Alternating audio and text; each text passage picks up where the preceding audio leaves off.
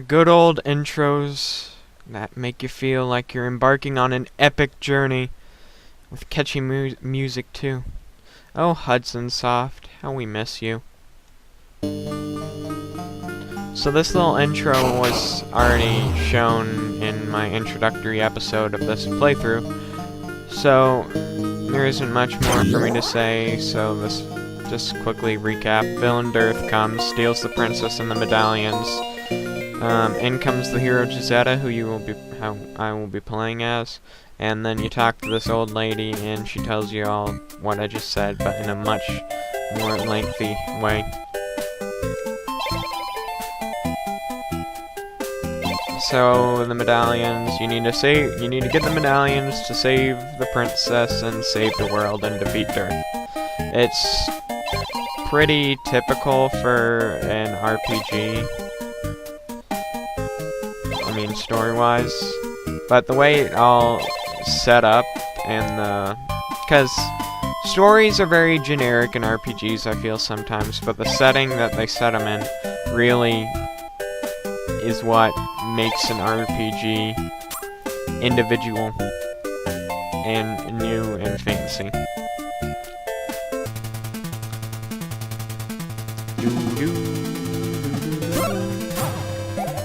So, I recorded this earlier, well, a playthrough of this, like, after the introductory episode, that I was going to upload as episode 1, but the problem was, my microphone was all messed up, so the audio came out really bad. So I'm re-filming it and re-recording it to hopefully get better audio. Since I know what I'm doing now, it should be quicker and not as lengthy as the first episode. Well, the previous recording was. So, quick thing, if you see the compass, that points you to where the dungeon you've got to go and defeat is, well, clear. And then these little things here are wings that return you to the starting area so you can get a password and save your game. And in here, this old man gives you 2 items that we'll be using on the journey. Hopefully we won't use one of them as, so there's the bombs he gives you. And then, Medicine of Vitality, which is a healing potion. Hopefully I won't be using the healing potion as, quick as I did on my first playthrough. Now that I've gotten the controls more pat down. Ooh, cool. Gold.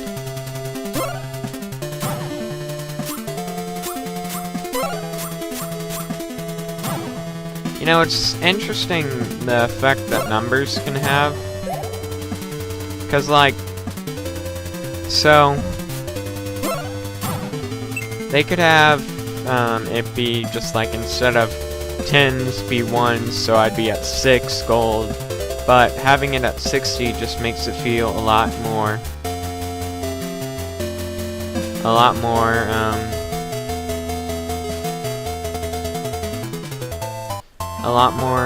structured. No, not structured.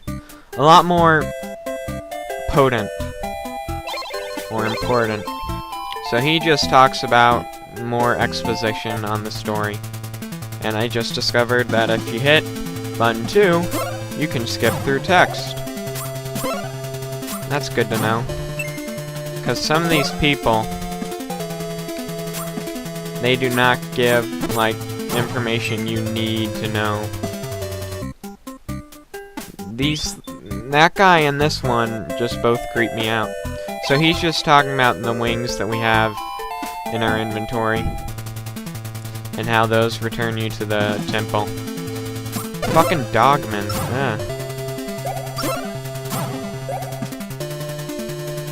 Dogmen creep me out. And then there's a nice lady. She's telling you that there's hidden rooms like in the original Legend of Zelda, and you had to use bombs to find them, and it's the same sort of idea. And then she also mentioned the crystal ball, which you get, it's the map of the dungeon. And so it shows most of the rooms, but it doesn't show them all, so, well, sometimes there's ones it doesn't show. And so to find those, you've gotta use intuition and bombs. I wish that was how the world worked. Well, if it did, it'd be pretty crazy. But I guess it kind of does work like that with the drone strikes, you know, just using intuition and bombs to solve the world's problems and to find new things.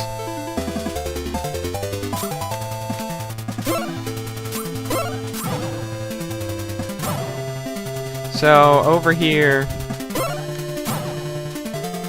is a witch.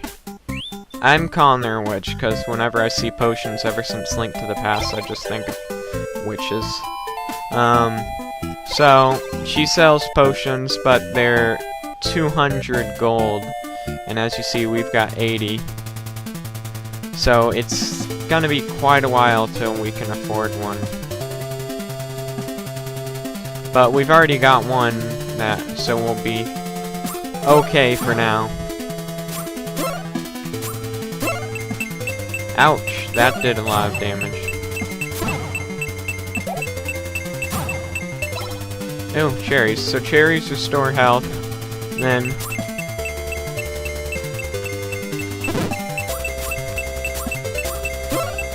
I am getting killed.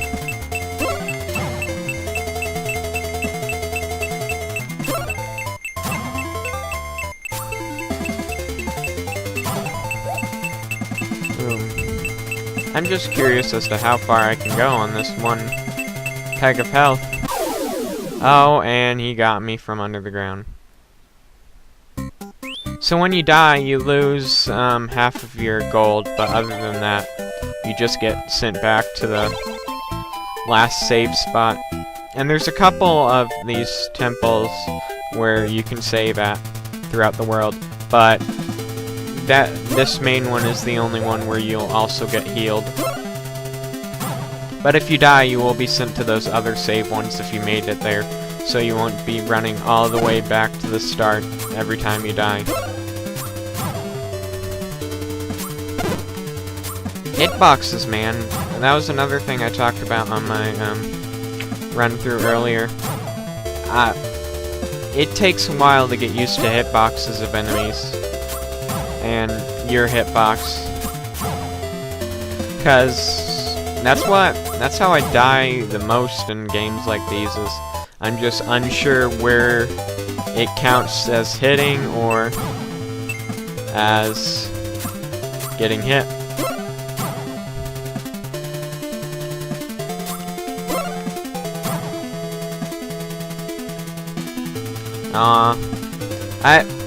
Not many games do this, and so I'm not surprised this one doesn't either. But some games actually have different sprites for going left and right. As you see on this one, it's just the same thing mirrored. But there's some where it'll actually show the shield changing sides with what direction you're turning.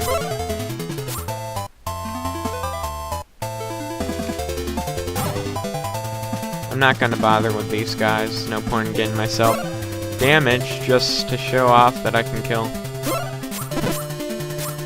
And as soon as I say that, I get hurt. Oh yeah. Stop time. Hourglass. Same thing. These little walking men.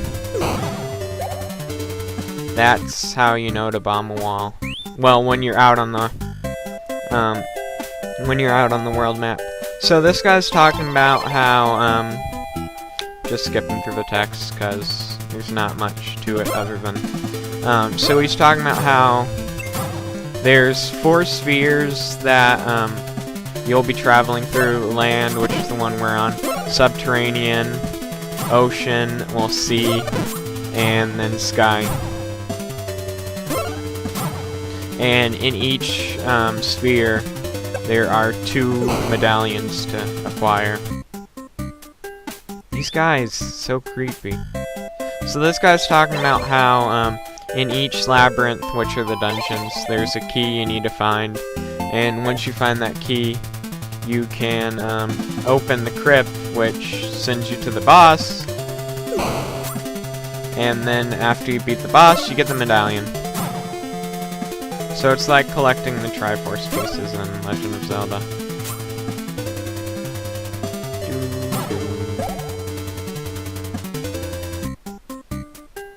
This man's a new sprite. Look carefully for a wall with a mural painted on it. Yep, that's what I was just talking about, you know. Those little dude statues are where you bomb. So far we're doing better than my first run through. See, like there.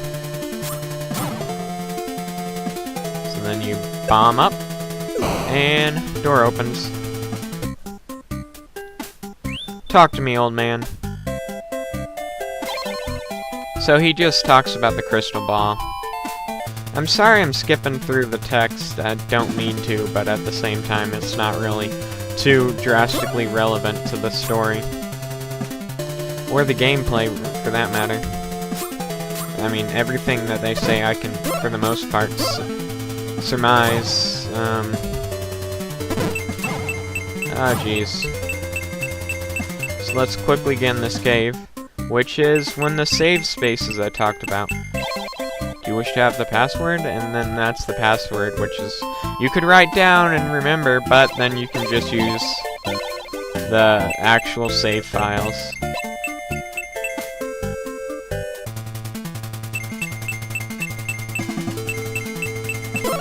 Subtle hint of, you know, over here. But, oh shit, there we go. Sorry about that, just afraid I was gonna die. And then beautiful blonde lady. Heal me, lady. She's a wonderfully nice person. And so then that's pointing there, but it's also telling you to go this way, which I don't know what other way you would go. And here's the first dungeon.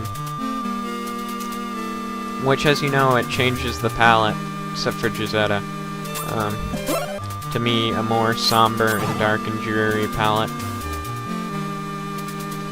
I hate bouncing enemies.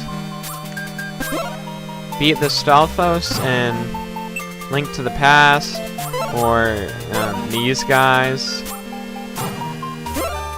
Anything that bounces and moves while it bounces is just bad day, in my opinion. Bad show. So, as you saw, you got the door locks. Ow. So, you know what happens when a door locks? You gotta kill all the enemies, and then the door opens. Except that's not always true, as this locked door shows. Jeez, those bats. See, this one... Oh, is it up?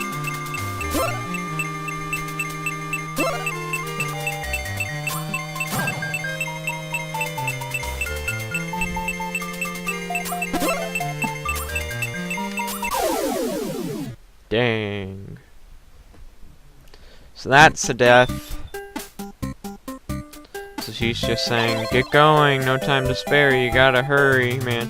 And as you can see, I lost half my money. Half my gold. So I'm just not bothering with those little scorpions. Even though it does unlock the healing pretty lady. I do like her sprite. It's nice. It's pleasing. Ah, that's just sad. Not gonna bother with this bouncing jellies. As I said earlier, I hate any enemy that bounces. It's not just in action RPGs either. If there's an enemy that's just bouncing around, I absolutely hate it.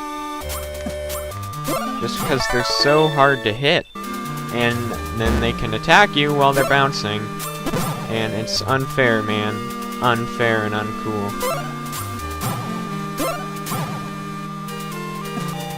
So now we got this one last. And now we can push this over and get the key to the crypt, which allows us to go fight the boss once we find him.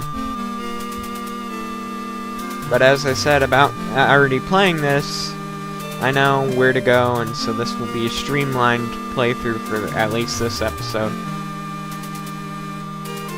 Gotta go over here, though.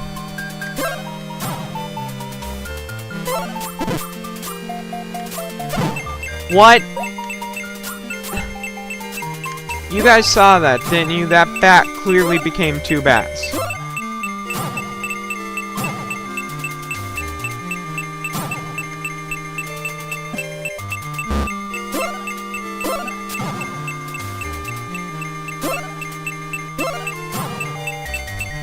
I don't typically use the bombs as a weapon, even though they're a really good weapon.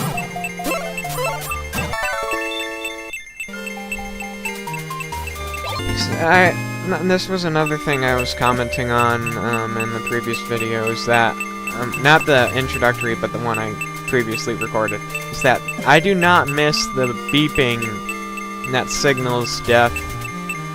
And this is something that they continued up until very recently. I think the first time I saw it not be included was in Pokemon X and Y, where it just beeped for a little bit to give you a heads up, and then after that, that was it. This skeleton is so goofy. He is a super goofy skeleton.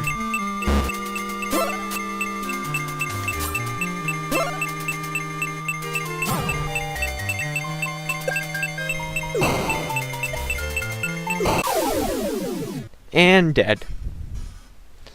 I'm trying not to use my potion until I get to the boss, but at the same time I'm wasting a lot of bombs. And I was so close to the treasure of the dungeon too. Actually, wait.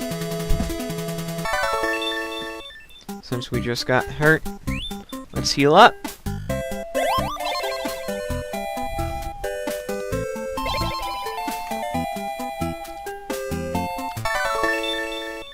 And then back over to the dungeon. The Lizardman serves like no purpose because he's not like a hard enemy. He's just sort of there. I love the little vines around the heads up bar. So we already got the stuff. Luckily when you die it doesn't take away that which you gained, so we don't have to go through again to get the key and the crystal ball. As you can see, the map is still there. Although, the rooms that we were in previously aren't filled out, but that's not really an issue. There's no award for completing a map.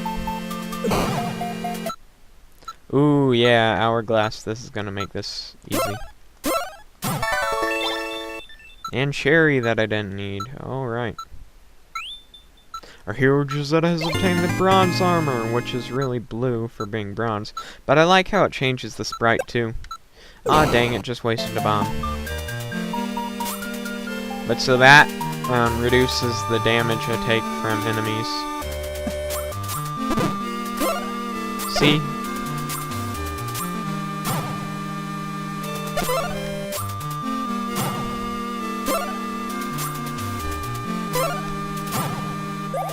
Double multi-kill. See, and then as you can see, this was an unmarked area. Well, if you paid attention earlier, this was an unmarked area. Huh. Not quite sure what's going on here. Maybe if I move one of these stones. I wasn't here, I didn't make it here in my previous recording. There's gotta be something to this room.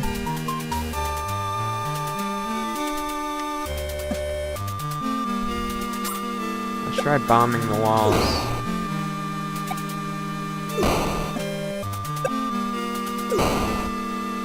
Nothing. Huh. Weird. Don't really have any other items to use to try out. Don't know what was going on there.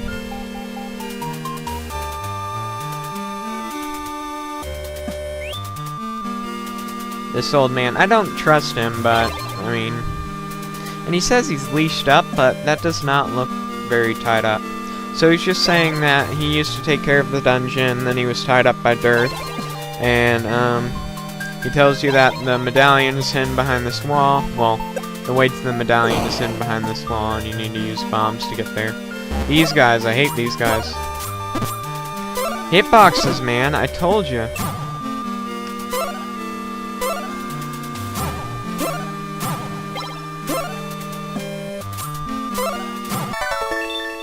Enemies defeated. And then just 4 derpy skeletons.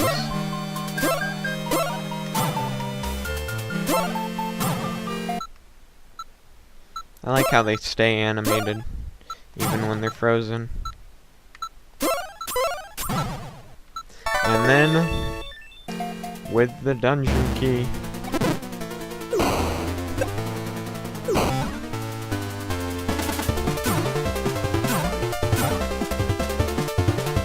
Some pumpin' boss music.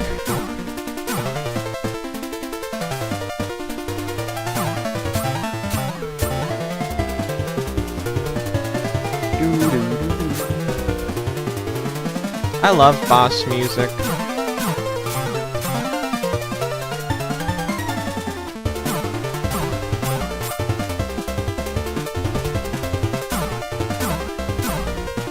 Look at these slick moves, dodging all these fireballs. Aw yeah, defeated the monster. And... treasure chest for me. I got the medallion, which is really like a gem of some sort. Not so much a medallion. You need to find the second medallion but before the door to the sphere will open, which I'm assuming is that one with the eagle. And then life force was extended, so now I've got 1 more box of health. And then as you see, the medallion popped up over there. And so then I'll come right back and save up, and yes, give me the password, which I won't use. And that will end our first episode.